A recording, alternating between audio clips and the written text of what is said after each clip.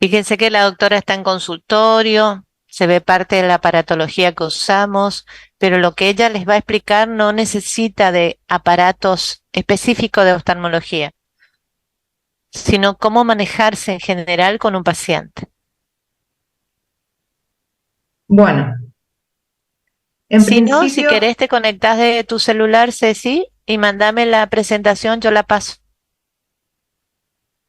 lo que pasa es que O ella no me está Pachi, escuchando. o ¿Alguno de los chicos de los preceptores será que se puede comunicar y cualquiera de los chicos avisarle a puede la pasarla. doctora? ¿Me Sí, yo escuchan puedo bien pedirlo. todos? Se le puede hablar por el chat de acá del Zoom a la doctora. ¿Están dormidos todos? ¿Prendieron la computadora y dejaron ahí abierta? ¿Sin Ahí nada? le, ahí- Hello. Doc, a mí me puede pasar si quiere el power y yo comparto. ¿Se escucha? Sí, Doc, se escucha. Sí, se escucha, Doc. Hola. A ver. ahí le Sí, Doc, avisé. se escucha.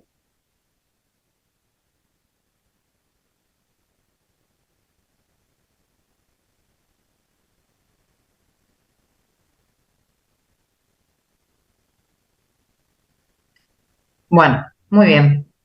Chicos, Creo que ahora se muteó. bueno, a ver. Em, share screen es para compartir, ¿no? ¿Correcto? Sí, Doc. Bien. Bueno, ahora sí estamos. No sé si somos poquitos o muchos, pero me figuran 44, pero ya estamos en horario. ¿Quiénes son los preceptores que están? Yo soy uno, H, y Arto Juan Ignacio. Yo soy el otro. Buenas. No Hola, sé ¿qué si... tal? Chicos, si pueden alguno llamarle a la doctora por WhatsApp, por teléfono y avisarle para que se quede tranquila de que está correcta la clase, que todos me escuchan. Porque no Perfecto, sé Doc. por qué. Por favor, así se queda, sabe que está todo en orden. Bueno, muy bien. Arrancamos entonces, vamos a tratar de compartir pantalla. Yo les cuento cómo diagramé la clase de hoy antes de compartir. Ustedes ya saben que el tema de hoy es la disminución brusca y aguda de la agudeza visual. Entonces, en la primera parte, yo lo que les voy a presentar es un power eh, de todo lo que es la pérdida o la disminución de la visión aguda. Y voy a terminar con otro que es muy interesante, que fue presentado en un Ateneo que hicimos conjunto con el Servicio de Infectología y de Clínica Médica del Hospital Escuela, a raíz de un caso muy, muy interesante que tuvimos el año pasado en relación a la pérdida visual aguda, que la verdad es que es uno de los más interesantes que tuve yo, así que voy a aprovechar y se los voy a mostrar. Bueno, ahora sí arranco. Y ustedes me van a decir si ven la pantalla. Sí, se ve, Doc. Doc, se ve. ¿Se ve? Perfecto. Bueno, ahí estamos. ¿Estamos bien? Sí, Doc. Entonces comenzamos con, a ver un poquitito todo lo que es la disminución brusca y aguda de la visión. Quiero saber que alguien me comente si ya dieron la disminución crónica o todavía no. No, doctora, no vimos todavía. No, Doc. Bien, bueno, seguramente más adelante entonces van a ver todas las causas de lo que es lo opuesto a esto, que es la disminución paulatina, crónica de la agudeza visual, que tiene otras causas totalmente diferentes. Entonces comenzamos. Comenzamos con el concepto. Acá tengo un cuadrito, lo voy a minimizar porque me dificulta. Ahí estamos. Bueno, entonces, ¿en qué consiste este cuadro, esta entidad? La disminución brusca de la visión es aquella que se produce en forma súbita, en segundos u horas, y puede cursar o no con recuperación ad integrum. Es decir, el paciente puede recuperar inmediatamente la visión o no. Dentro de las causas más frecuentes de pérdida brusca de la visión, yo les puse esta que considero que son las más importantes y son las que vamos a ver acá. Son todas estas. Ahora, las que vamos a desarrollar acá son las que están en letra celeste. Las obstrucciones arteriales retinales, las obstrucciones venosas retinales, la neuropatía óptica isquémica y la neuritis óptica. Hay un sinfín de cuadros y entidades que producen pérdida aguda de la visión. Por ejemplo, lo que figuran primero, el desprendimiento de retina. Un desprendimiento de retina cuya bolsa con el líquido subretinal involucra la mácula, por supuesto va a producir una pérdida brusca de la visión. Una hemorragia vítrea, que es sangre en el humor vítreo, al alterar el área macular, que es el área central de visión, también puede producir pérdida visual aguda, al igual que cualquier tipo de maculopatía. Pero hoy nos vamos a centrar en lo que yo considero es lo más importante, sobre todo orientado hacia un médico generalista, que son los cuadros vasculares y neuropáticos. Entonces, como para entender un poquitito, yo quiero que ustedes graben este cuadrito. Cuando estén frente a un paciente que consulte porque perdió la visión hace segundos, minutos o hace un día atrás, ustedes tienen que pensar básicamente en dos cosas. ¿Qué está pasando a nivel vascular en ese paciente? ¿Y qué está pasando a nivel neuropático, en el nervio óptico? Son las dos grandes causas que inclusive tienen riesgo de vida en el paciente. Muchos cuadros de estos que van a ver tienen una alta morbimortalidad, por lo tanto es importante que lo sepan. Entonces, pierde la visión inmediatamente, pienso en algo vascular, pienso en alguna patología que involucre el nervio óptico. Dentro de lo que son las causas vasculares, las obstrucciones vasculares, tenemos los cuadros de amaurosis fugax, las obstrucciones de arteria central de la retina y la obstrucción de vena central de la retina. Y dentro de lo que involucra, salimos de los vasos, involucra el nervio óptico, son las llamadas neuropatías.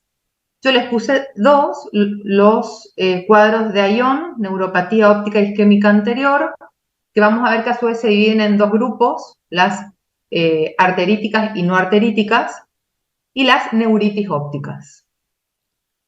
Yo ya les aclaro que este es un tema complejo. ¿Por qué motivo? Porque tiene relación con lo que es la parte de neurooftalmología. Entonces, por ahí hay que tener un cierto conocimiento de lo neurológico, que es bastante complejo, pero bueno, vamos a tratar de hacerlo lo más fácil posible.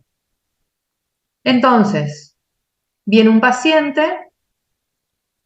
que me dice, doctor, doctora, yo la verdad es que hace 6 horas, 7, 8 horas, o hace un día dejé de ver con el ojo derecho. Y yo estoy frente a ese paciente, ¿y qué tengo que hacer? Un adecuado examen clínico, una adecuada anamnesis e interrogatorio. ¿Cuál es mi objetivo y mi compromiso con ese paciente? La búsqueda del agente causal, es decir, determinar qué es lo que está pasando en ese momento. En estos cuadros es muy importante preguntar estas cosas. ¿Cómo fue la presentación? La pérdida de visión, le preguntamos. ¿Fue brusca, aguda, inmediata o viene de hace unos días o unas semanas? Que ya nos orienta más hacia patologías de disminución de agudeza visual crónica. ¿La pérdida de visión fue persistente? ¿Se mantuvo esa pérdida de visión o fue con recuperación ad integrum? ¿Qué es recuperación ad integrum? El paciente que refiere ayer, la verdad es que terminé de bañarme, perdí la visión por 5 o 10 minutos, se me quedó la visión blanca y después de los 10 minutos recuperé la visión y ahora veo bien. Eso es una recuperación ad integrum y son típicos de los cuadros de migraña y de suboclusión de arteria carotídea. Otro punto importante, investigar, indagar si la pérdida de visión es uni o bilateral, porque cada una tiene su etiología y son diferentes. Y por último, por supuesto, siempre en todos los casos, preguntar un poquito si hay enfermedades preexistentes, sobre todo las relacionadas con lo vascular, diabetes, hipertensión, esclerosis múltiple, traumatismos oculares. Ojo con los pacientes vasculares, que son los diabéticos y los hipertensos. En ellos hay que tener doble cuidado. Bueno, ¿y qué son las obstrucciones vasculares retinales? Siempre son producto de una enfermedad sistémica. Entonces siempre hay que buscar la causa porque cursan con riesgo de vida. Y acá es donde hay que estar atento porque son los pacientes que después llegan a la guardia. Que por ahí no somos oftalmólogos, pero estando de guardia sí los recibimos. Entonces ahí, como médico de guardia o estando en una rotación en el interior, tenemos que saber qué espera, qué puede esperar, porque el paciente puede caer un viernes o un sábado. Entonces, ¿qué espera para la consulta de un día lunes, martes? ¿O qué es lo que yo tengo que derivar inmediatamente a un centro de mayor complejidad? Entonces, estos son cuadros que tienen alta tasa de mortalidad. Ojo con las amaurosis fugax, con las obstrucciones de arteria central de la retina, con las obstrucciones de vena central de la retina. ¿Sí? Y vamos a ir viendo. Vamos a conocer en qué consiste una amaurosis fugax. La amaurosis fugax les aseguro que es muy frecuente de ver en la consulta. Yo la suelo ver bastante seguido. Por supuesto que se estudia el paciente con todo el protocolo que involucra a este tipo de cuadro. En algunos casos, todos los estudios que se piden salen normales y en otros no. No quiere decir que cada vez que un paciente viene con una amaurosis fugax va a haber un riesgo de vida o va a haber algún tipo de problema, pero sí, un porcentaje sí lo va a tener y por eso tenemos que estar atentos. ¿Qué es la amaurosis fugax? Se lo describe como un oscurecimiento visual transitorio, o TIA, es un ataque isquémico transitorio. Es un tipo de ACV, por eso se lo conoce como TIA, ataque isquémico transitorio. El paciente se queja de pérdida brusca, total e indolora de la visión de un ojo con recuperación ad integrum, que ahora ya sabemos en qué consiste. ¿Cuál es la causa de este cuadro de que ese paciente pierda la visión tan brusca? El desprendimiento de un émbolo y obstrucción en la bifurcación de la carótida interna. Es ahí donde tenemos que apuntar y pensar en que esa puede ser la causa. No hay avisos, no hay pródromos y la visión se recupera al cabo de unos pocos minutos. Esto en la mayor parte de los casos se da así. Puede o no estar asociada a síntomas neurológicos, en algunos casos no está asociada, y llamativamente si yo hago una exploración en el consultorio, el fondo de ojos va a ser absolutamente normal. Y acá les muestro lo que es la carótida interna, estamos posicionados en el cuello, ese es el tronco de la carótida interna, se ve en una interna y una externa, y fíjense si observamos la luz de ese tronco, de esa arteria de gran calibre que es la carótida, lo normal es que esté absolutamente despejada, libre y rosadita, pero lo que vemos acá es que hay un émbolo.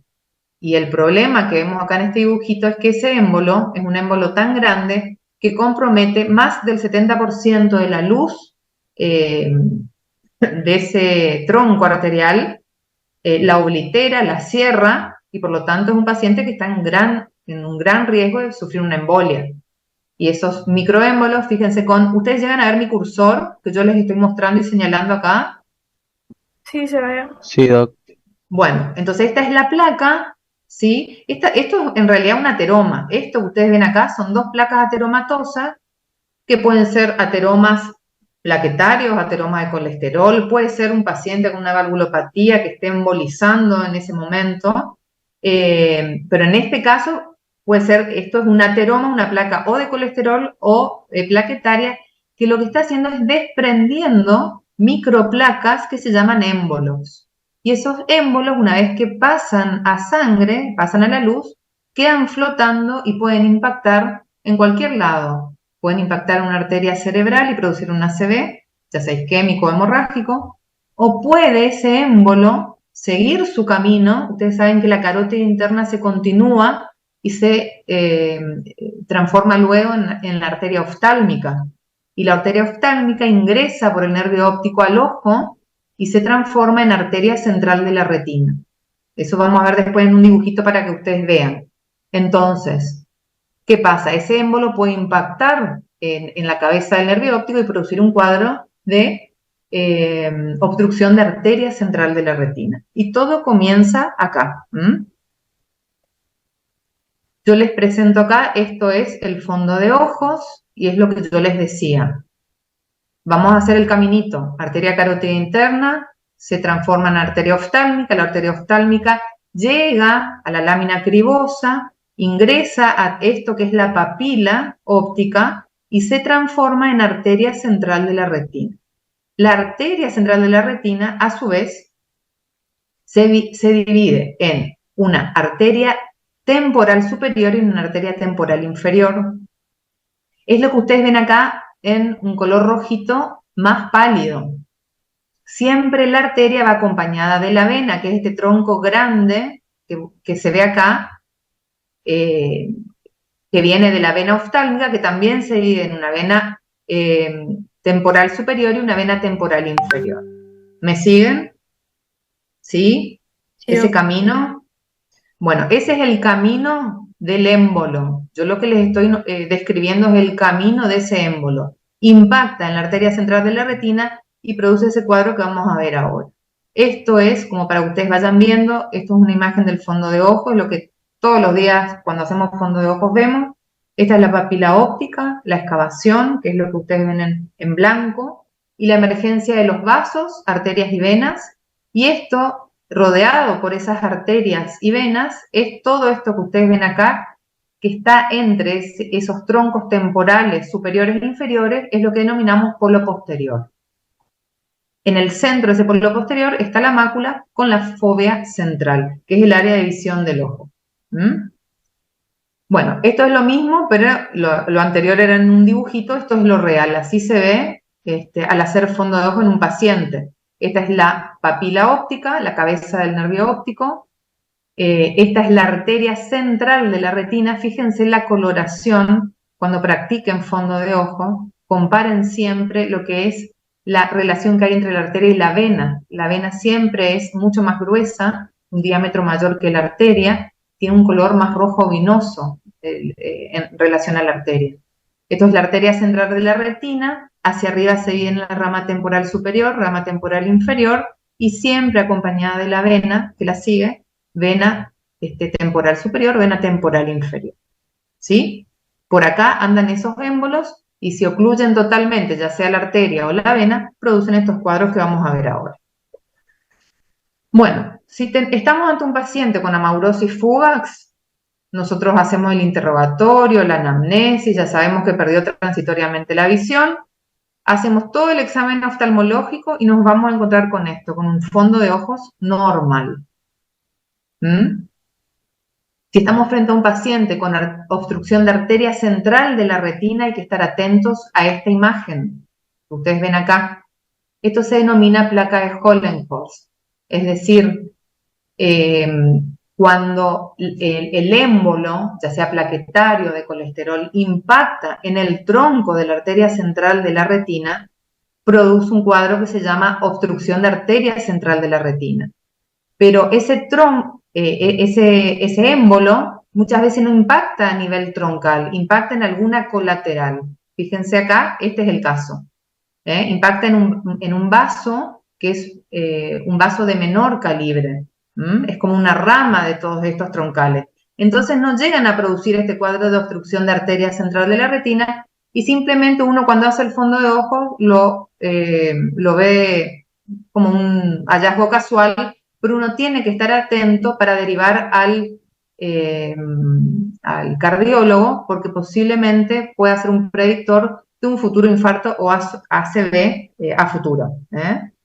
Por lo general está descrito, cuando encontramos esto, hay alto riesgo, alto índice de que ese paciente presente un infarto o un ACV a los 7 años de haberlo visto, de haberlo descubierto. Bueno, y vamos a entrar entonces un poquito en lo que es la teoría, en lo que es el cuadro de obstrucción de arteria central de la retina. Todos estamos ubicados, les quise poner ese dibujito como para que entendamos y nos posicionemos. Si yo hablo de obstrucción de arteria central de la retina, sabemos dónde estamos parados, ¿sí? En la emergencia de esa papila, de ese nervio óptico. Ahí hay un émbolo que está produciendo estas alteraciones. Si un émbolo impacta en esa arteria central de la retina, ¿cómo llega ese paciente al consultorio? Llega con una pérdida brusca y severa de la visión en segundos, que a diferencia de la amaurosis fugax, es una pérdida de visión persistente. No es como en el cuadro anterior, donde el paciente dice, no, me duró 10, 15 minutos, después recuperé. Acá es permanente y persistente. Típicamente se da en hombres de más de 60 años y es un cuadro unilateral, es decir, involucra un solo ojo, o el ojo derecho o el ojo izquierdo. ¿Cuáles son las causas de este cuadro? Bueno, ya estuvimos viendo en ese dibujo, pero obedece a embolias que pueden ser cardíacas, una valvulopatía, en la mayor parte de los casos viene de la válvula mitral, uso de anticonceptivos orales, obstrucción carotidia, pacientes hipertensos, diabéticos. Todas esas son posibles causas. Presentación, se presenta con pérdida súbita, aguda de la visión, y a diferencia del cuadro de amaurosis fugax, en este caso, si yo hago un fondo de ojos, sí es patológico. Acá sí hay una alteración franca. ¿Y cuál es esa alteración? Me encuentro con una retina pálida y blanquecina. Si observo la mácula, vamos a ver una foveola descrita como mancha rojo cereza. Ahora se las voy a mostrar en un dibujo. Y si vemos los vasos, lo que vamos a ver es un estrechamiento de los vasos y la presencia de placas de Hollenfors, que a veces están y a veces no. No siempre encontramos en estos cuadros esa plaquita que ustedes vieron en el dibujo anterior. Y fíjense si comparamos con ese fondo de ojos normal que les mostré anteriormente, que era el caso de la amaurosis fugax, que era un fondo de ojo perfecto con la retina rosada. ¿Qué llama la atención acá? ¿Qué les llama la atención en este dibujo? Que no estaba en el anterior.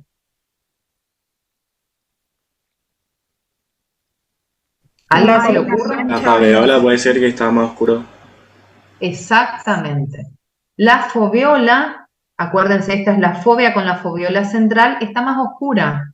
Esto que ustedes ven acá se llama mancha rojo cereza, que es un sello, es típico del cuadro de obstrucción de arteria central de la retina.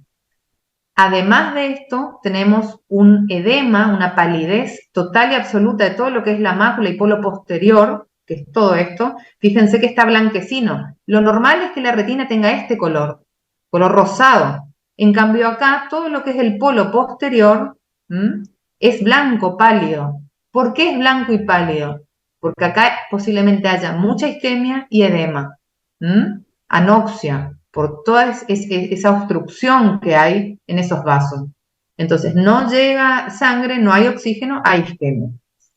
¿Por qué la fovea y la foveola se mantienen con color? Porque es una parte, la fovea y la foveola son una parte de la mácula que tiene una irrigación totalmente diferente y están irrigadas por las arterias ciliares cortas posteriores, que en este caso no están comprometidas, no son ramas de la carótida ni de la arteria central. Por lo tanto, esas siguen irrigando a la fovea y a la foveola, por lo tanto, tienen su circulación aparte y están sanas, pero todo el resto está comprometido y se ve de color pálido. Acá tenemos otra imagen, es el mismo caso. Acá olvídense del nervio óptico, está bastante rarito, pero yo lo que quiero que vean en esta foto es que así se ve realmente en un paciente con estos cuadros de obstrucción arterial de arteria central. Se ve la palidez en el polo posterior y la mancha rojo cereza en el centro, por indemnidad de la fovea y foveola. ¿Quedó claro el cuadro de obstrucción de arteria central? Sí, doc. ¿Sí? Bueno, bien, pasamos a, es más o menos lo mismo, pero de la arteria pasamos a la vena. Acuérdense la arteria que acompañaba a la vena, en la emergencia de esa papila.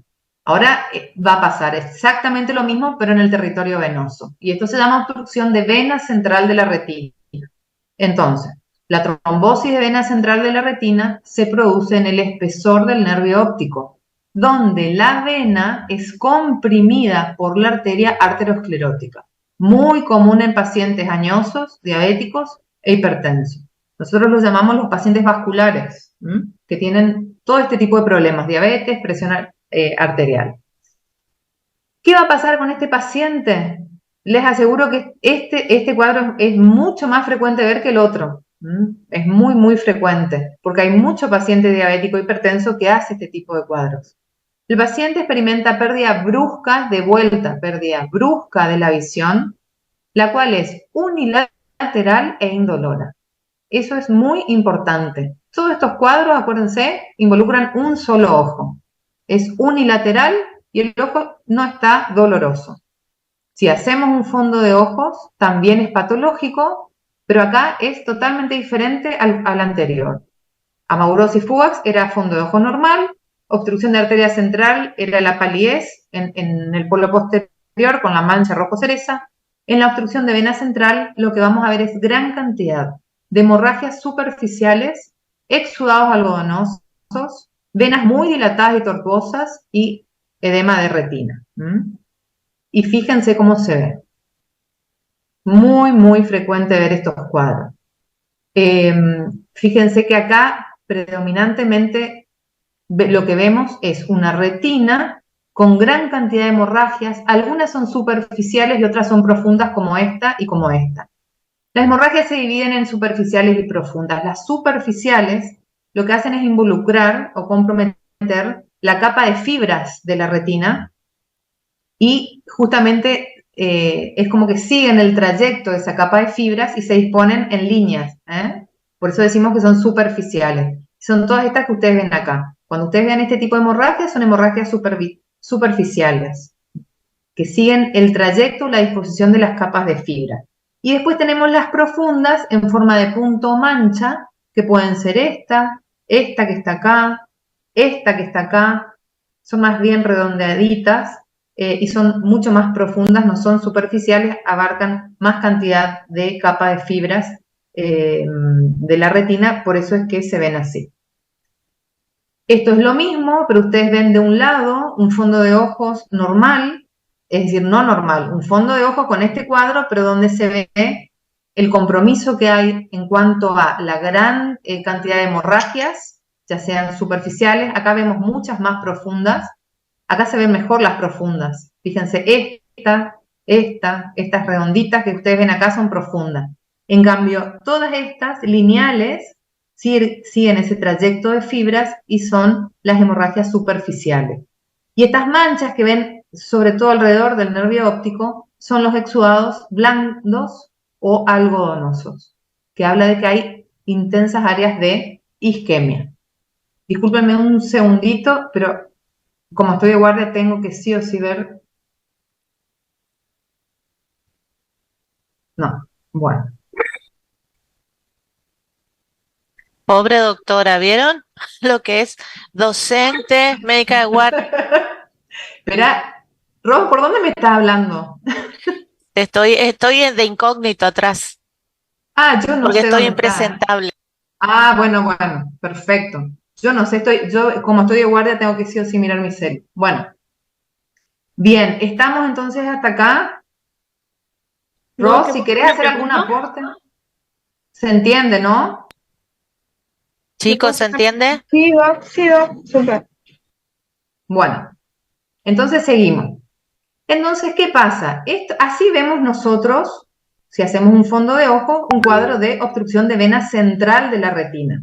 Ahora, si pedimos un estudio que se llama RFG, que es un estudio donde se utiliza un medio de contraste, que se denomina fluoresceína, en donde se inyecta al paciente a través del brazo ese contraste y luego llega al ojo, lo que vamos a ver es la correlación que hay entre el fondo de ojo y esa estructura vascular que queda impregnada de esa fluoresceína. ¿Y qué nos va a llamar la atención acá? Nos va a llamar la atención que todo lo que se ven en forma de manchas o hemorragias profundas, en la RFG lo que vamos a ver es un efecto pantalla, un efecto de bloqueo. Es como que va a tapar, son zonas que van a tapar la retina, tanto las hemorragias profundas como las hemorragias en llama o superficiales. Y también vamos a ver, como son cuadros obstructivos, donde hay un compromiso vascular muy, muy importante, vamos a ver intensas áreas de edema y de hipoxia, de falta de irrigación en la retina, y que se van a ver como estas áreas que ustedes ven acá, que se llaman áreas de no perfusión capilar. Le puse como para que vean cómo uno se ayuda también para hacer los diagnósticos. Este es un estudio que nos ayuda a entender lo que sucede a nivel fisiopatológico en este tipo de cuadros. Bueno.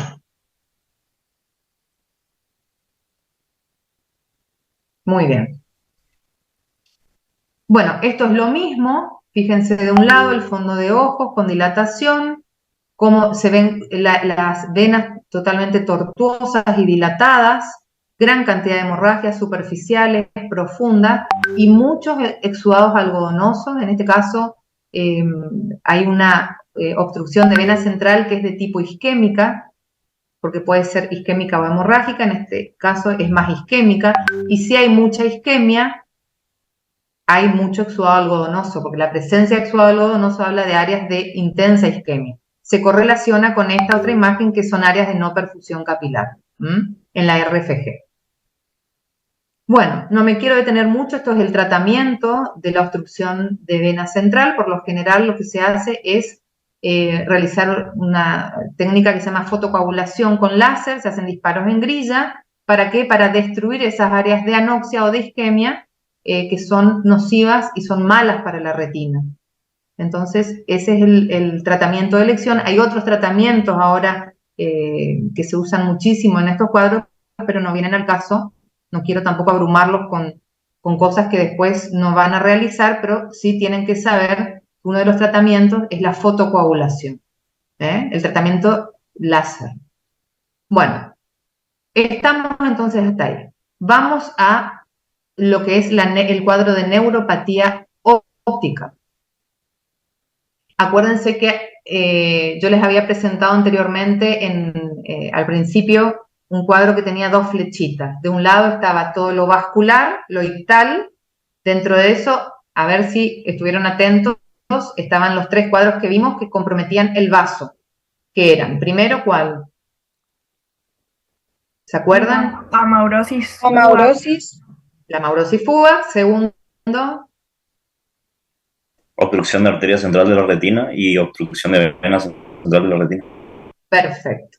Eso es lo que yo quiero que ustedes sepan en cuanto a lo vascular, ¿sí? Ahora vamos a la otra parte de la flecha, que es lo que compromete el nervio óptico. Cuando hablamos de nervio óptico, de alteración del nervio óptico, estamos hablando de neuropatía óptica. ¿Qué es eso? Es una patología que afecta al nervio óptico, tanto puede ser en su porción anterior como en su porción posterior, y suprime la función visual. Dentro de lo que son los signos, estamos ante el mismo cuadro, un paciente que se presenta con una disminución brusca y aguda de la visión.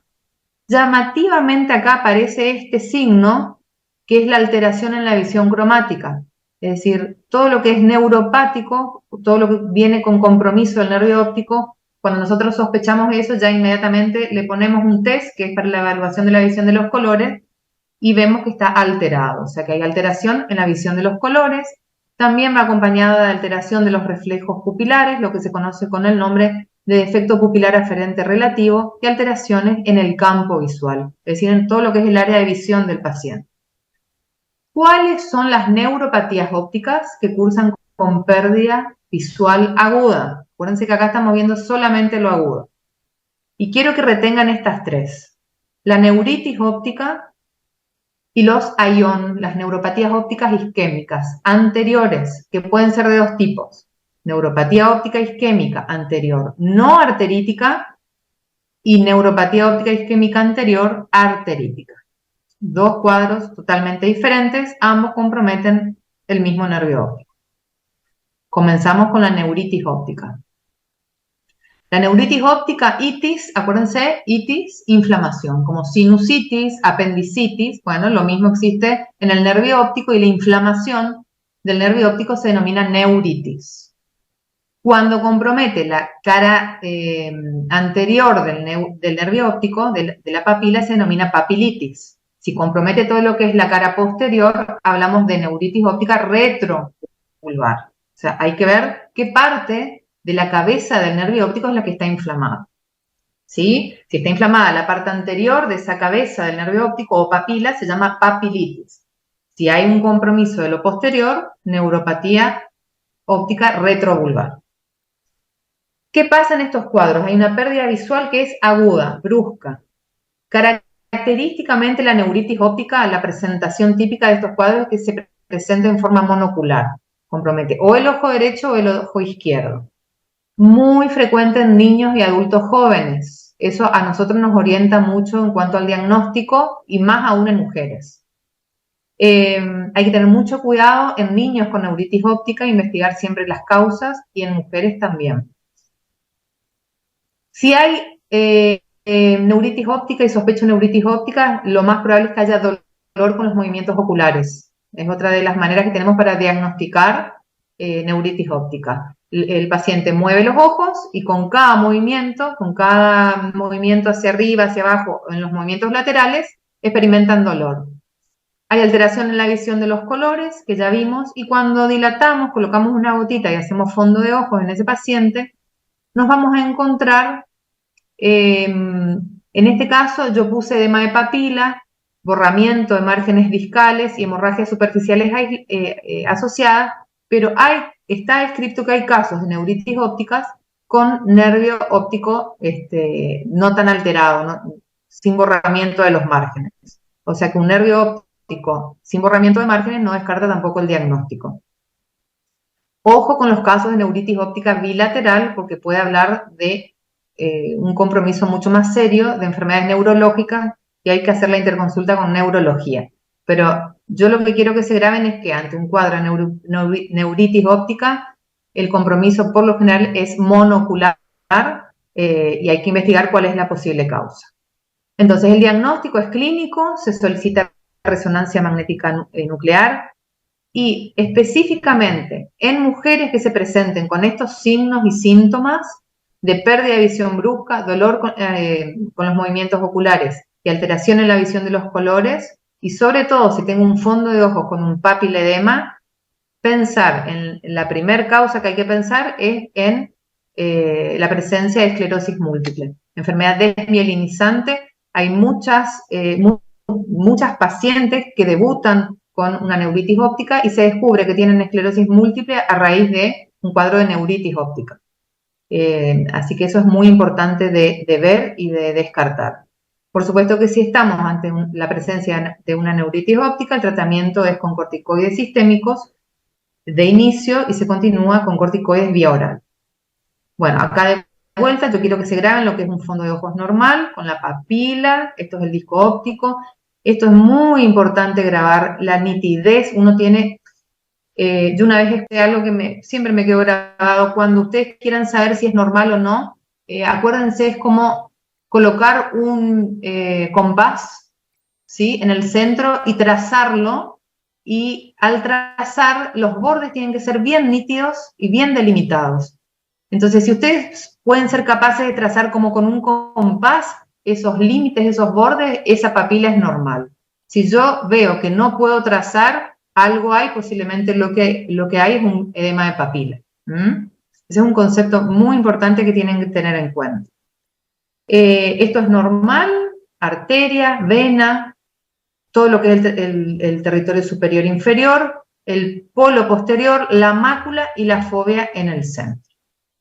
Y fíjense cuando hay un papiledema, un edema del nervio óptico en un paciente con neuritis óptica. Fíjense cómo acá yo, si coloco la punta de mi compás en el centro y trato de trazar esa línea, acá no hay ningún trazo, ninguna línea. Hay un borramiento total de los márgenes discales. Son márgenes que están difuminados, poco precisos, poco nítidos. Esto es un verdadero papiledema. Y como estamos en el contexto de una neuritis óptica, hablamos de papilitis, ¿sí? Hay borramiento de márgenes discales, hemorragias en llamas superficiales asociadas, que habla de una papila que está sufriendo, de un daño de ese nervio óptico, y por supuesto hemorragias en llamas asociadas y posiblemente un intenso edema peripapilar.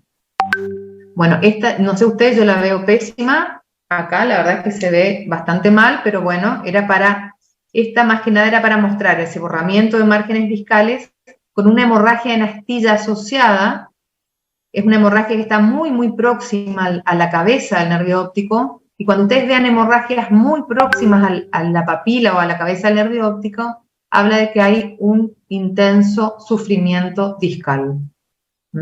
Hay isquemia en esa área. Bueno, esto es lo que yo les comentaba. Mujer, sobre todo edad media de la vida, que se presenta con pérdida aguda de visión, alteración, dolor con los movimientos oculares, alteración en la visión de los colores, y ese fondo de ojos que estamos viendo recién con intenso papiledema, sí o sí yo debo pedir una interconsulta con neurología y debo pensar y sospechar en la primer causa de como agente etiológico de neuritis óptica en mujeres, que es la esclerosis múltiple. Y eso es lo que se ve acá. Cuando se le hizo la imagen a esta paciente, quedaron en evidencia las múltiples placas de desmielinización en la corteza cerebral, involucrando la sustancia, en este caso la sustancia blanca. Acá también hay áreas de desmielinización, sí, y por supuesto que acá esto es el diagnóstico definitivo de certeza y queda ya con controles neurológicos y se deriva al neurólogo. Bien, hasta acá entonces neuritis óptica, ¿sí? ¿Alguna pregunta hasta acá? ¿Se va entendiendo? Doc, Sí. buenas tardes. Yo pregunté en el chat si la neuritis óptica se puede inflamar el quiasma y que sea bilateral la afectación. Espera porque no te escucho. Espera. Y no estoy en el chat. Repetime la pregunta. Si en el caso de que si se puede llegar a inflamar lo que es el quiasma óptico, que sea bilateral. La neuritis óptica sí puede, son dos cosas diferentes. Te contesto las dos. Sí puede ser la neuritis óptica bilateral. Por lo general, por eso les decía que es unilateral y hay que descartar las desmielinizantes. Cuando la neuritis óptica se presenta en forma bilateral, es decir, ve un compromiso o un edema de papila de ambos nervios ópticos, en lo primero que hay que sospechar se llama neuritis óptica atípica, justamente, porque lo típico es que sea unilateral.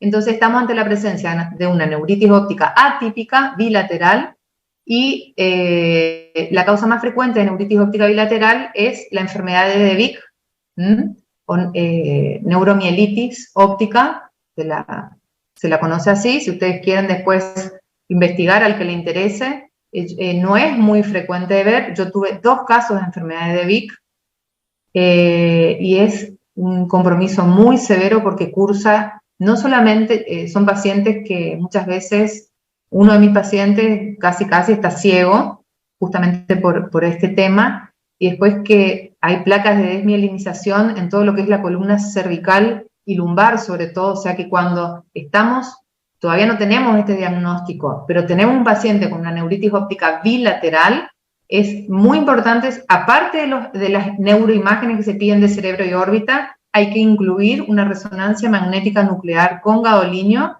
de todo lo que es columna lumbar y lumbosacra, porque ahí es donde se ve en el De Vic las placas de desmielinización, ¿sí? Eso contesta a tu pregunta sobre si puede ser bilateral. Con respecto al quiasma óptico, ya no puede... el compromiso del quiasma tiene otros cuadros que son diferentes. Por lo general, la afectación del quiasma es por fenómenos compresivos. El quiasma se afecta por masas, tumores. También existe lo que es la apoplejía hipofisaria, porque acuérdense que arriba del quiasma está la hipófisis, que si aumenta de tamaño lo puede comprimir, o sea que por lo general obedece a otras entidades nosológicas. ¿Sí? Sí, gracias. Bueno, para los que quieren entonces enfermedad de De Vic o neuromielitis óptica. Hace poquito tuve un paciente también en el hospital, en el consultorio, pero que ya venía con el diagnóstico de De Vic. El primero, el anterior, ese sí llegó solito al consultorio con esa afectación bilateral y se le pidieron todas las imágenes y se llegó al diagnóstico de un De Vic. Bueno. Entonces, dejamos todo lo que es la parte de neuritis óptica y vamos a la ION, ¿sí? Habíamos dicho que la neuropatía óptica isquémica anterior podía ser de dos tipos. Un ION arterítico y ION no arterítico. Fíjense que en el ION no arterítico, que es más benigno que el arterítico, llamativamente lo que hay hay compromiso de la papila, acuérdense, ¿cómo se ven acá los bordes de esta papila? ¿Nítidos o borrosos y difuminos? No, son borrosos. Perfecto. Por lo tanto, estamos ante la presencia de un edema de papila, de un papiledema, ¿sí? Hay borramiento de márgenes discales. Además de eso, hay hemorragias. En este caso, ¿de qué tipo pueden ser? Si siguen el trayecto de la fibra retinal, de la capa de fibras. ¿Superficiales? Superficial. Bien, está escrito, no me había dado cuenta, pero está en el Power. Hemorragias superficiales o en llama también se llaman, ¿sí? Hemorragias superficiales o en llama, peripapilares porque están alrededor de la papila. Y el edema del nervio óptico. Esto es típico de los cuadros de ayón no arterítico. ¿Qué pasa? Tengo un ayón no arterítico, ¿cómo hago el diagnóstico? Frente a un paciente con este cuadro, lo que hago es hacerle inmediatamente un estudio hematológico completo, investigar que no tenga trastornos de la coagulación, sobre todo, una evaluación cardiovascular completa. ¿Por qué motivo? Porque es muy frecuente de los pacientes hipertensos diabéticos. Hacer un ecodoppler de vasos del cuello. Ustedes ya, si grabaron esa imagen que yo les mostré, ese dibujito, que yo la verdad que lo tengo grabado desde siempre, me parece muy ilustrativo, de esa carótida, con ese trombo, esa placa ateromatosa, obstruyendo más del 70% de la luz en la carótida, y con esos microémbolos desprendiéndose. Entonces, si yo sospecho isquemia, tengo que investigar qué pasa en ese cuello. ¿Cómo investigo? Con un ecodoppler de vasos de cuello que me va a evidenciar la presencia de ese ateroma. Es muy importante hacer neuroimágenes si se sospecha trastornos isquémicos cerebrales. Bueno, el tratamiento estaba descrito hasta hace muy poco tiempo, la aspirina, que en realidad es el ácido acetil salicílico, entre 80 a 300 miligramos diarios, pero ahora hay nuevos esquemas. Algunos abogan que no es necesario dar aspirina, otros que sí, así que eso está medio, todavía es medio controversial. Bueno, pero fíjense acá qué importante que es. Fíjense que yo recibo al paciente. ¿Y por qué lo recibo yo al paciente? Porque no ve. Porque finalmente eso es lo que pasa. El paciente llega a mi consultorio y me dice, doctora, yo la verdad es que perdí la visión, pero yo no me puedo quedar, yo soy oftalmóloga y trato el ojo, pero yo no me puedo quedar con lo ocular, con lo oftalmológico. Siempre hay una causa atrás, y por lo general en estos cuadros, que son agudos, que son ictales, la causa es seria, es un émbolo, puede ser la antesala a un ACV, a un infarto. Por lo tanto, es muy importante el diagnóstico. Es muy importante la sospecha diagnóstica y pedir estas imágenes, y si no, derivar al cardiólogo, derivar al neurólogo. Bueno, otro cuadro que parece lo mismo, pero no es lo mismo, es la neuropatía óptica isquémica anterior, pero arterítica.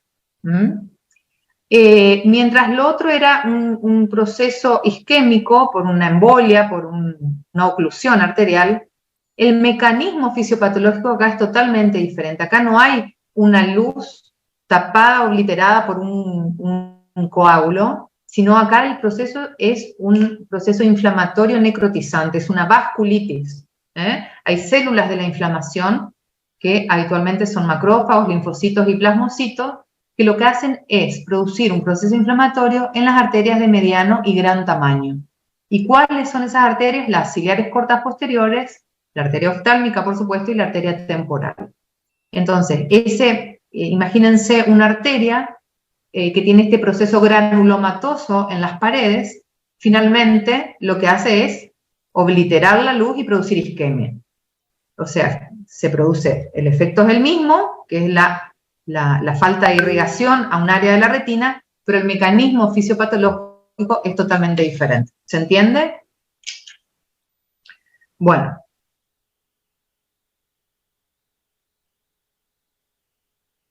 Esto es desprolijo, pero me van a disculpar, pero bien. Bueno. Llamativamente o característicamente, en el ayón arterítico, el paciente es un paciente de edad avanzada, más de 60 años, o sea, se da en el paciente añoso. Y no es algo casual, y es algo que uno lo tiene muy, muy en cuenta, porque muchas veces Una cosa es leer el ION, no arterítico, pero cuando estamos frente al paciente, no siempre se ve tan típico el cuadro, con esas hemorragias bien dibujadas o ese borramiento de márgenes discales. Entonces, orienta mucho el tema de la edad. Estos cuadros no son frecuentes en pacientes de mediana edad. Son más frecuentes en personas añosas, de 60, yo les diría 65 años en adelante. Y típicamente lo que produce es una ceguera rápida, profunda, que arranca y comienza siendo unilateral.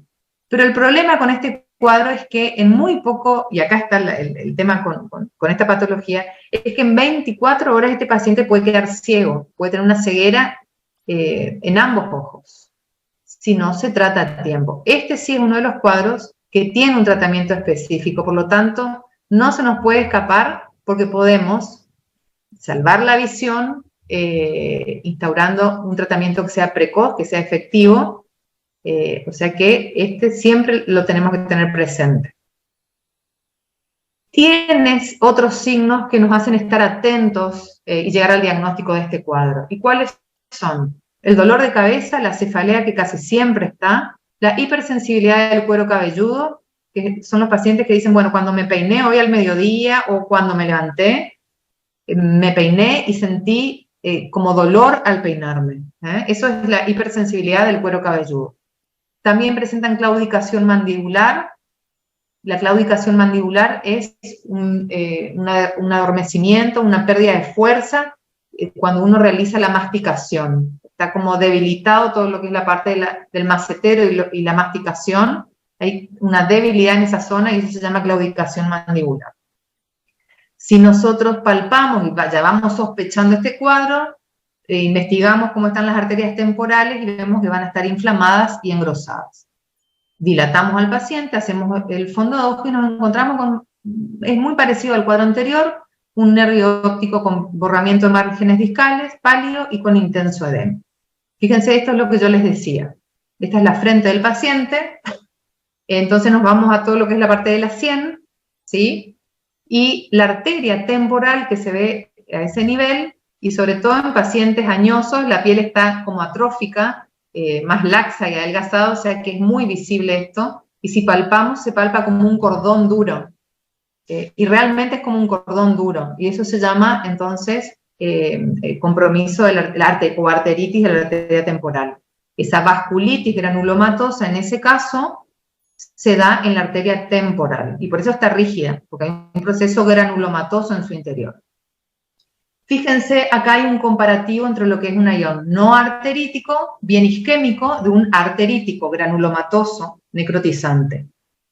Yo les aseguro que muchas veces, si nosotros al hacer fondo de ojo queremos ver, no hay nada que pueda decir esto es arterítico, esto es no arterítico. En este caso, en estos cuadros, ayuda mucho la clínica, o sea que es como un rompecabezas, donde uno tiene que empezar a atar cabos y a ver cuáles son los signos, los síntomas, si estamos frente a un paciente joven, añoso, saber si hay claudicación mandibular, si hay cefalea, son cuadros que se confunden, o sea que hay que estar atento a todo. Los dos presentan borramiento de márgenes discales y hay una intensa hipoxia y anoxia en lo que es el arterítico.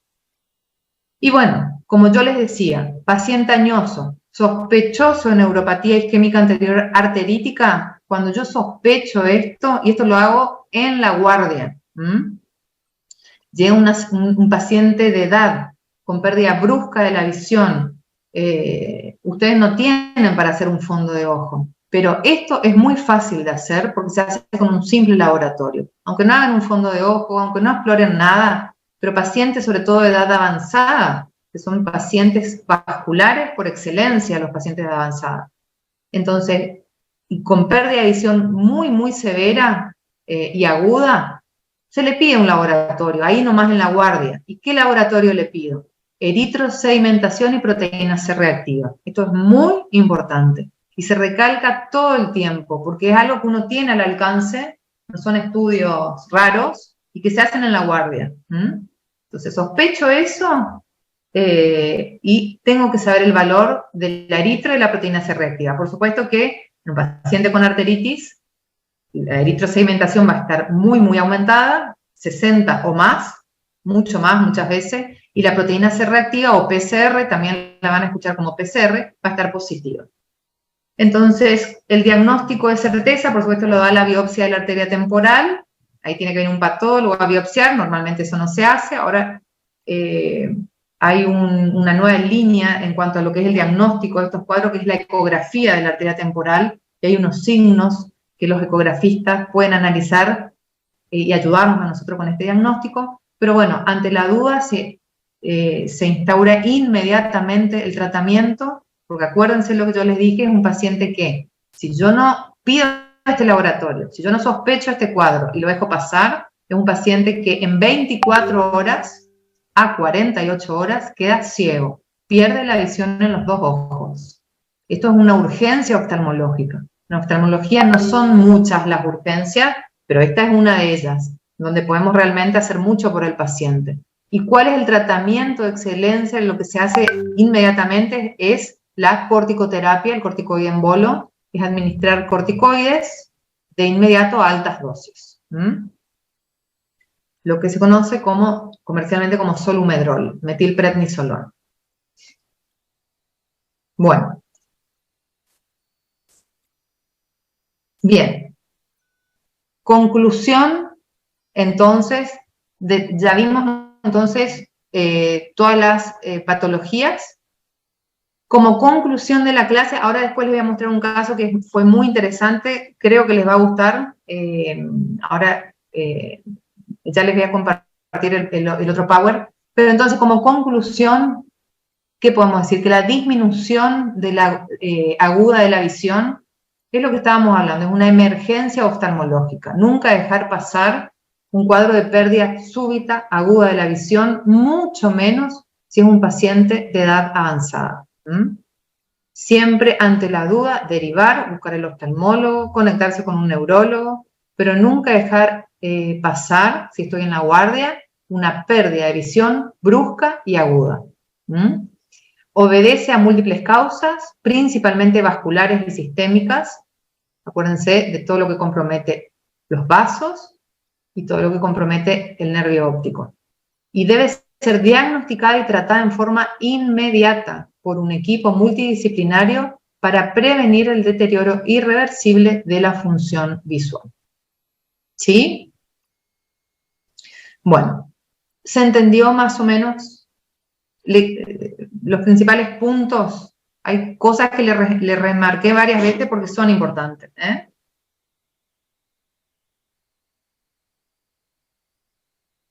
Bueno.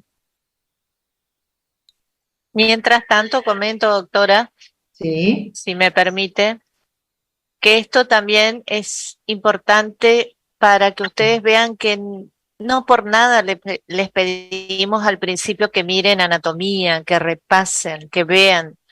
Como habíamos dicho en la primera clase, los ojitos, los globos oculares no son dos pelotitas que andan caminando por la vida, sino que forman parte de un todo. Y como dijo varias veces la doctora, si uno encuentra una pérdida aguda de visión, cuidado, porque puede estar comprometida no solo la visión, sino la vida del paciente. Y ustedes como médicos generales lo tienen que saber tratar.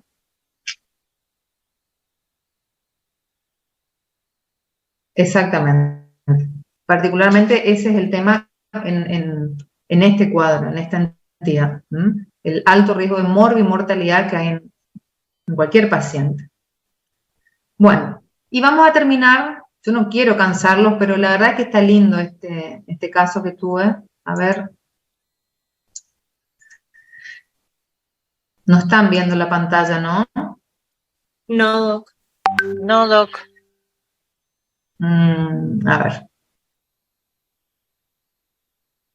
Porque no me está saliendo el compartir pantalla. A ver, ahí.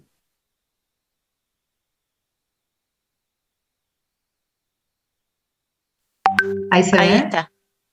Ahí estamos. Bien. Me falta ampliar nomás, Ceci, si querés. Sí. Ahí. Bueno.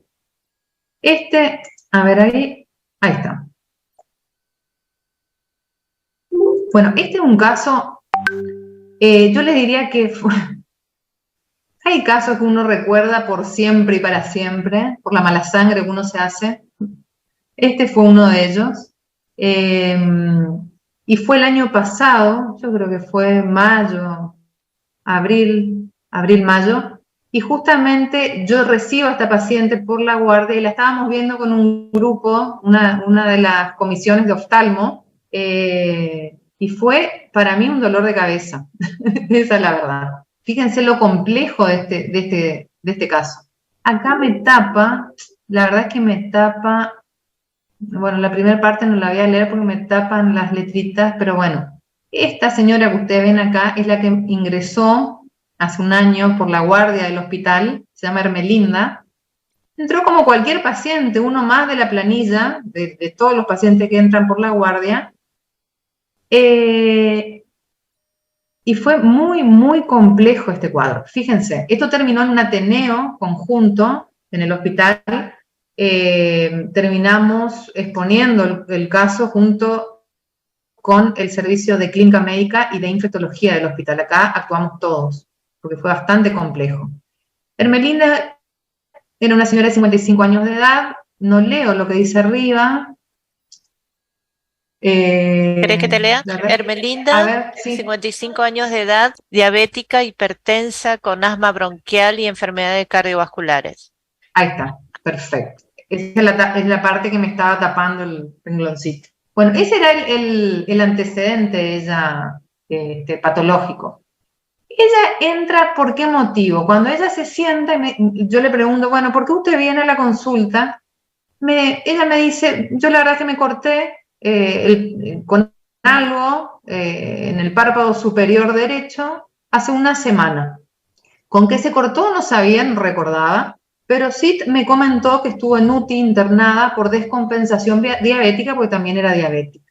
Era de otro lugar del interior, no recuerdo de dónde, pero estuvo en una terapia, no en el hospital, sino en una terapia, y habían pasado unos días de haber estado en terapia e ingresó por la guardia donde yo estaba. Bueno, el motivo de consulta en ese momento, día 1, fue que le dolía el párpado, una tumefacción palpebral dolorosa, con un antecedente, ella me había comentado que se había cortado con algo que no sabía referir. Bueno, por supuesto que le vi, el párpado estaba tumefacto, estaba edematizado, la siento, y acá ya me llamó la atención. Veo la visión del ojo derecho y tenía una visión luz. Visión luz, ¿qué significa eso? Prácticamente ojo ciego. Tenía percepción luminosa en los 4 cuadrantes, y fíjense este dato, de 48 horas de evolución. Entonces, ¿qué estamos acá? ¿Ante qué cuadro estamos acá? Ya vimos la clase.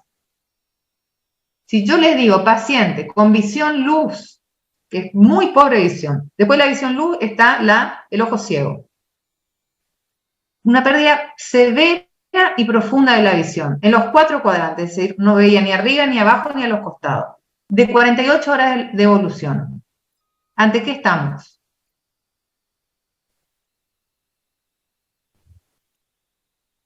Ante una disminución de la visión, ¿de qué tipo?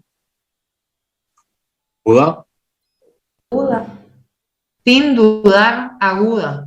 Sin dudar, aguda. Es algo muy repentino. Agudo no significa perdí la visión hace segundo.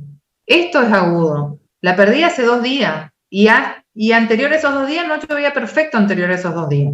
Y no la recuperó. Se sentó, le tomé la visión y tenía visión luz. Bueno, el ojo izquierdo tenía 4 décimas de visión y llegaba a 6 décimas. Le hice el anteojito, bueno, le probé todo. Su máxima visión en el ojo izquierdo era de 6 décimas, aceptable.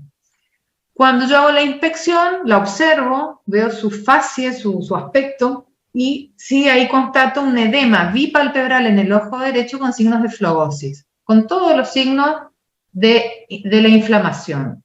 El eritema, es decir, el enrojecimiento del párpado, la tumefacción palpebral, es decir, el edema, y esto es algo muy importante, el dolor a la palpación.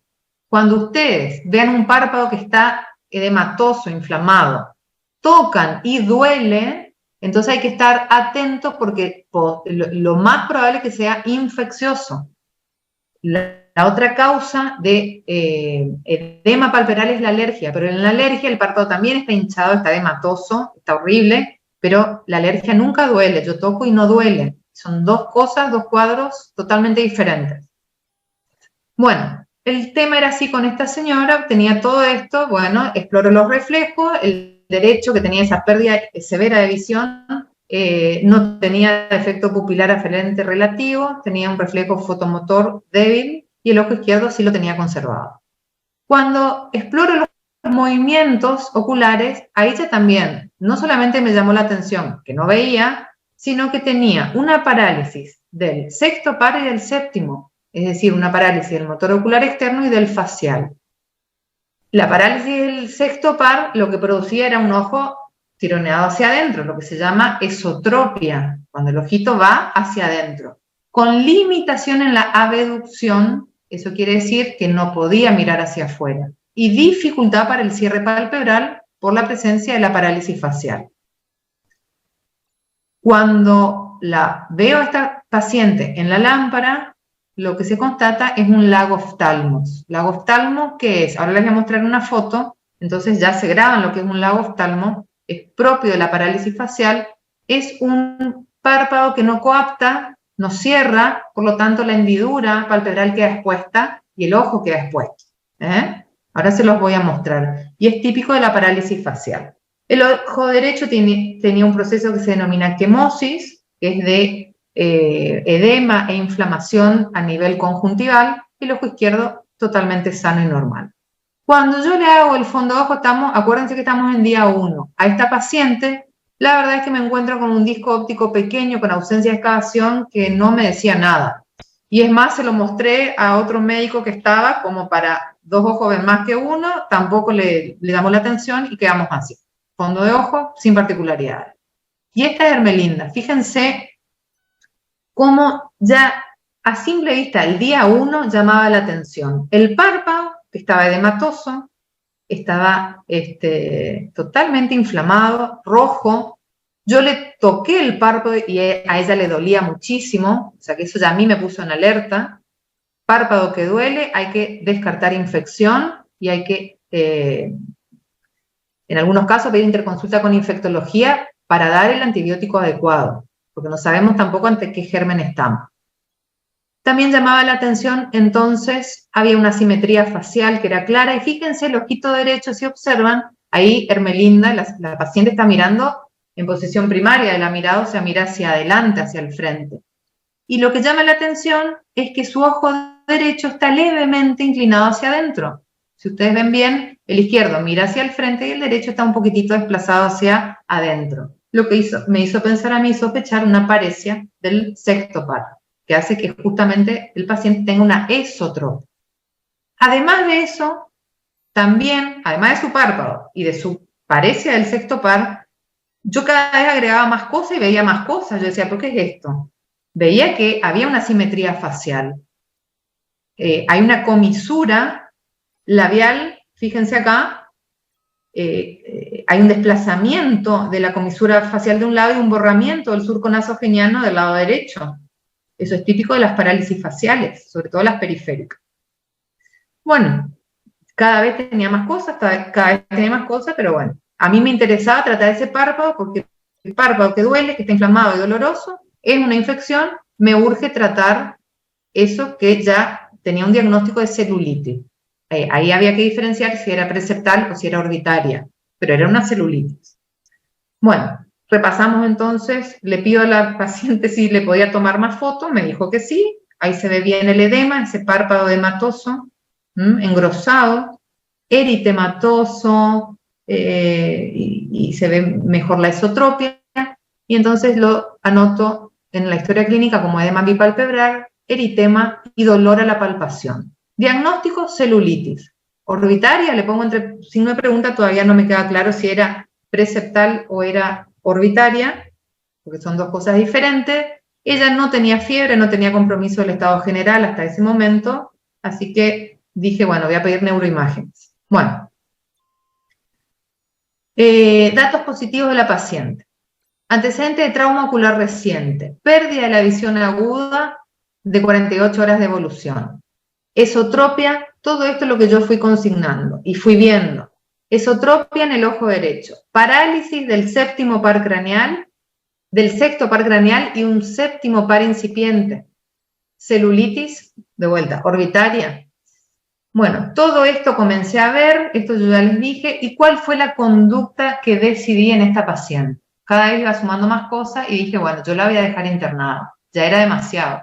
Pedí una interconsulta con el servicio de infectología y clínica médica, solicité una tomografía de órbita y de cerebro, también pedí una resonancia de órbita y cerebro con gadolinio y técnica de supresión grasa, y se inició tratamiento endovenoso con vancomicina, ceftamicina, eso por supuesto estando internada, y tópico con gotitas de gatifloxacina, una gota cada 4 horas, y un lubricante cada 4 horas por el tema de su parálisis facial.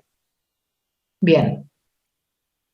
Cuando se le hace la tomografía del cerebro, nos encontramos con ese edema totalmente comprometido, todo lo que es toda la parte anterior de la órbita, un edema superficial. Hay compromiso de las celdillas etmoidales anteriores, o sea que tenía una sinusitis de base que finalmente se cree, después discutiendo el caso, que todo comenzó por esa sinusitis no diagnosticada y no tratada, pero hay un ocupamiento de las celdillas etmoidales anteriores que normalmente tienen que estar ocupadas porque por aire, tiene que ser así, se ve radiolúcido, porque tienen que estar ocupadas por aire, y acá estaban totalmente comprometidas por un proceso que no sabíamos qué era, pero eso no es normal. El cono muscular, que es lo que nos interesa ver a nosotros, investigar qué pasa por detrás de los dos globos oculares. Fíjense que acá esto es normal, se debe ver con este color, entonces se lo describe como cono muscular libre. No hay edema, no hay exudado, no hay un absceso, no hay nada, estaba perfecto. O sea que no había mucho compromiso posterior. Bien, ¿y qué pasa? Hasta ahí, día 1, bien. Pero ¿qué pasa al otro día? Al otro día, como la paciente estaba internada, comienza la pesadilla. Nos vamos con todos los chicos de oftalmo de la rotación a verla a la paciente al lado de la cama porque estaba internada.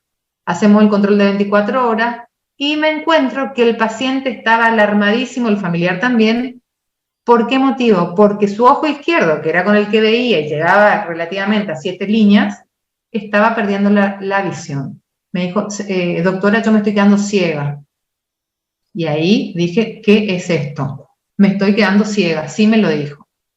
Constató, ojo derecho seguía con su percepción luminosa, o sea que seguía sin ver, y el ojo izquierdo, de 7 líneas, el día anterior, o sea, estamos hablando en ni 24 horas de evolución, de 7 líneas, cuando la llevo al consultorio, que le vuelvo a hacer la evaluación, pasó a ver 4 líneas sin mejorar. Y encima de las 4 líneas que veía, las veía toda borrosa. O sea, realmente estaba quedando ciega. A la inspección, leve disminución del edema, disminución del eritema palpebral. Por supuesto que, ¿qué hice yo? Ahí se me encendieron las alarmas y dije que no sea esto un ayón arterítico. No me daba mucho por la edad del paciente, porque no era una paciente tan añosa, pero estos cuadros de pérdida brusca en 24 horas de la visión obligan a descartar una arteritis, un compromiso granulomatoso inflamatorio de las arterias.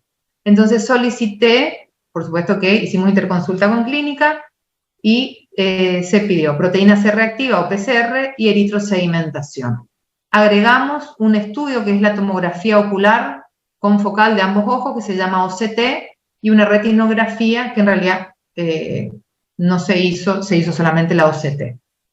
A la espera de los resultados de resonancia con gadolinio y como diagnóstico presuntivo, se comenzó a pensar en un ayón arterítico del ojo derecho. Y por supuesto del ojo izquierdo, porque estaba comprometiendo el contralateral. Si los valores en sangre se encuentran aumentados, se sugiere iniciar, esto es lo que yo consigné en la historia clínica, tratamiento con metilprednisolona endovenoso, 1 gramo por día durante 3 días, es lo que yo les decía. ¿Cómo se trata el ayón arterítico? Con corticoides en bolo, es lo que salva la visión al paciente en el momento agudo. Y por supuesto, pasados esos 3 días, continuar con meprednisona, eso ya es vía oral, con reducción gradual de la dosis. Eso después sigue meses con la meprednisona.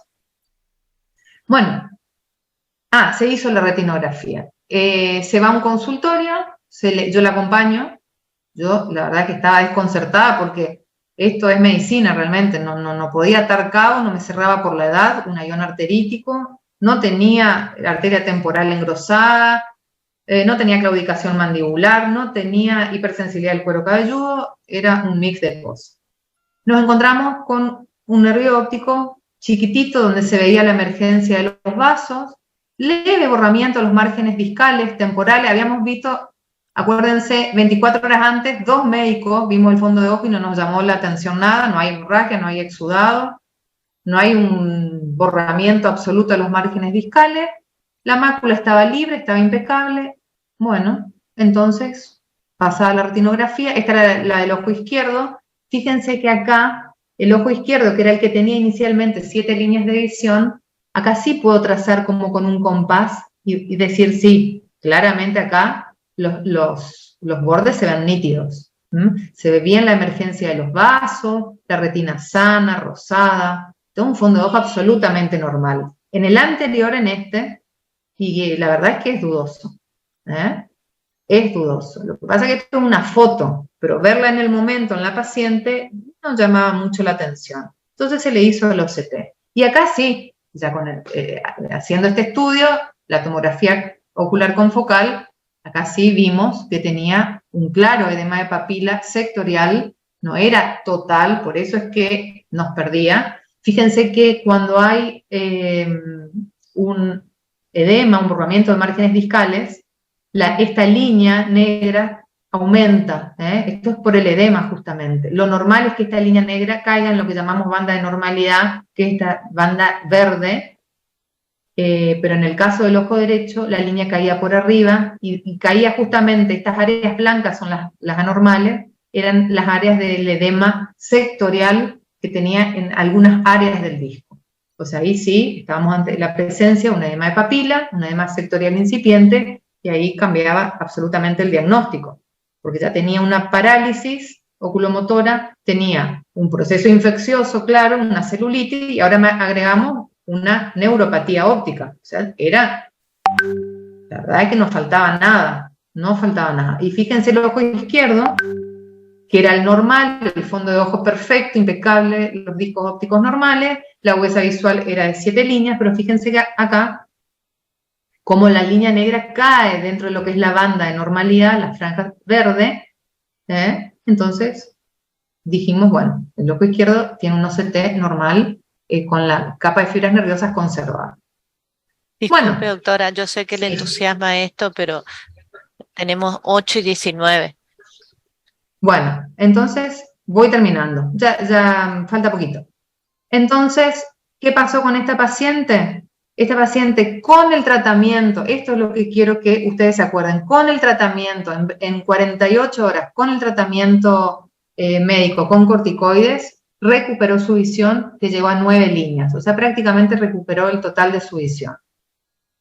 Quedó con el diagnóstico de parálisis facial completa, parálisis del sexto par, comenzó a tener úlceras por el tema de su parálisis facial, y bueno, y acá está la imagen de ella, eso ya es día 3-4, como esto es con la paciente en posición primaria de la mirada, la paciente en la elevación, con los ojitos mirando hacia arriba.